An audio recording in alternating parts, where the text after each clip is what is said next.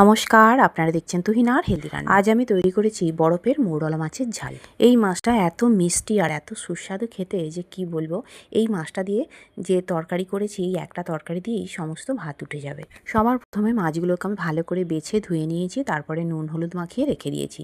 এবারে কড়ায় তেল দিয়ে দিয়েছি, তেলটা গরম হলে আমি অল্প অল্প করে মাছ ভেজে নেব।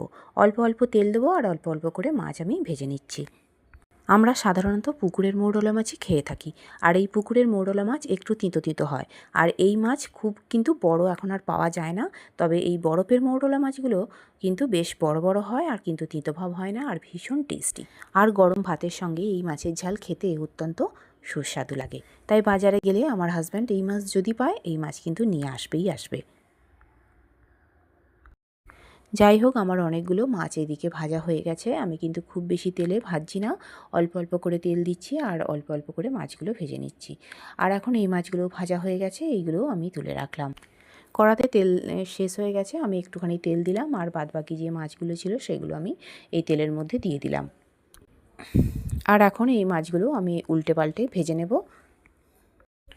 এক পিঠ ভালো করে ভাজা হয়ে গেলে আমি এগুলোকে উল্টে দিলাম, আর তারপরে আবারও কয়েকবার উল্টে পাল্টে নিলাম। আর এখন মোটামুটি ভালো করেই ভাজা হয়ে গেছে, এইগুলোকে তুলে রাখলাম। এখন মোটামুটি আমার সমস্ত মাছই ভাজা হয়ে গেছে। এবার আমি কড়াতে যতটুকুনি তেল ছিল সেগুলোও তুলে রাখলাম। আর এতে আমি এখন দিয়ে দিলাম পেঁয়াজ কুচি। আমি এখানে পেঁয়াজ কুচিয়ে নিয়েছি কিছুটা পরিমাণ, আর কিছুটা পরিমাণ পেঁয়াজ বেটে নিয়েছি। প্রথমে কুচো পেঁয়াজগুলো দিয়ে দিলাম আর এইগুলোকে একটু ভেজে নিচ্ছি। প্রথমে কোঁচানো পেঁয়াজগুলো কিছুটা ভেজে নিয়েছি, আর এখন আমি কিছুটা ভেজে নেবার পর এতে দিয়ে দিলাম পেঁয়াজ বাটা। এই পেঁয়াজ বাটাটাও আমি ওই কোঁচানো পেঁয়াজের সঙ্গেই ভালোভাবে ভেজে নেব, আর বেশ কয়েকবার নাড়াচাড়া করে নেব। আর এই সময় গ্যাসের ফ্লেমটা কিন্তু মিডিয়াম করা থাকবে। আর এইগুলো এখন ভাজা হয়ে গেছে, এতে আমি দিয়ে দিলাম অল্প অল্প পরিমাণে রসুন বাটা, আদা বাটা, আর অর্ধেকটা টমেটো কাটা, আর দুটো কাঁচা লঙ্কা। এখন আমি সমস্ত মশলাকে খুব ভালো করে ভেজে নেব। লো ফ্লেমেই এইগুলোকে ভেজে নিতে হবে, কারণ আমি এতে তো তেল দিইনি। যতটুকু কড়াতে লেগেছিল সেই তেলটাতেই আমি সমস্ত এইগুলোকে ভাজছি। এখন আমি এতে দিয়ে দেবো একটুখানি জল। এই জলটা দিয়ে আবারও কিছুক্ষণ এইগুলোকে আমি রান্না করে নেব। এতে করে কি হবে, এই মশলাগুলো কাঁচা গন্ধ চলে যাবে। এখন আমার মশলাগুলো মোটামুটি ভাজা হয়ে গেছে, আর আমি আবারও একটুখানি জল দিয়েছি। জলটা দিয়ে আরেকটু কষিয়ে নেব মশলাগুলো, আর এরপর আমি এতে কয়েকটা গুঁড়ো মশলা দিয়ে দেব। সবার প্রথমে আমি দিয়ে দিলাম পরিমাণ মতো লঙ্কা গুঁড়ো, তারপরে দিয়ে দিলাম হলুদ গুঁড়ো। আর এই রান্নাটা একটু ঝাল ঝাল হলেই বেশ খেতে ভালো লাগবে।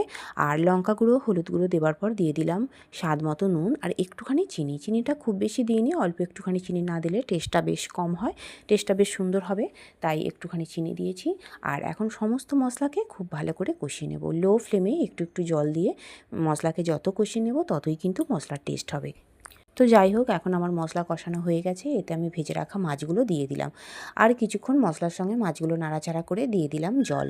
যতটুকুনি আমি ঝোল রাখবো সেই অনুযায়ী জল দিয়েছি। আর এখন মাছগুলোকে মিনিট খানেকের মতো ফুটিয়ে নেব, যাতে মাছগুলোর মধ্যে তেল মশলা ভালোভাবে ঢুকে যায়।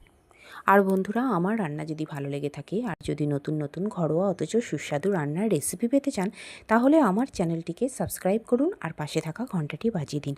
আর লাইক শেয়ার কমেন্ট করতে কিন্তু একদম ভুলবেন না। তৈরি হয়ে গেল আমার দুর্দান্ত স্বাদের বরফের মৌরলা মাছের ঝাল।